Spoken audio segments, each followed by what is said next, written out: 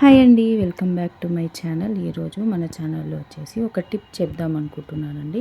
మీ తులసి చెట్టు గుబ్బురుగా పెరగడం లేదా, లేకపోతే వాడిపోతుందా, దానికి మీకు ఒక టిప్ చేద్దాం అనుకుంటున్నాను. చూడండి, నేను ఇలా మీకు వీడియోలో చూపిస్తున్నాను కదా, ఇది మా ఇంట్లోనే తులసి చెట్టు అండి. అయితే ఇప్పుడు ఇది ఇలా ఉంది కదా, దీన్ని ఇంకా మనం గుబ్బురుగా చేయాలంటే కొన్ని టిప్స్ తీసుకోవాలి.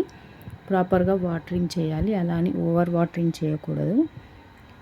ఇంకోటి ఏంటంటే, ఇప్పుడు ఈ తులసి చెట్లు మనకు ఇవి వస్తాయి కదండి, దవనంలాగా, అదే తులసి సీడ్స్ వస్తాయి కదా, ఇవి ఇలా ఎప్పటికప్పుడు మనం కట్ చేసేయాలి. ఒక 1 వీక్ 10 డేస్కైనా 15 డేస్కి ఒకసారైనా అలా కట్ చేసేయాలి. నేను వీడియోలో చూపించిన విధంగా కట్ చేస్తూ ఉంటే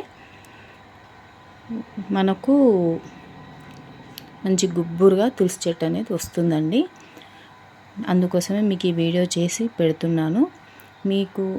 మీరు ట్రై చేసి చూడండి, కంపల్సరీ సక్సెస్ అవుతుంది. సాయిల్ మిక్స్ ప్రాపర్గా ఉండాలి, మనం టైంకి వాటరింగ్ చేస్తూ ఉండాలి. అలాగే ఈ సీడ్స్ వస్తాయి కదా, అవి మొత్తం తీసేయాలి. అప్పుడు మనకు తులసి చెట్టు అనేది మంచి గుబ్బురుగా వస్తుంది.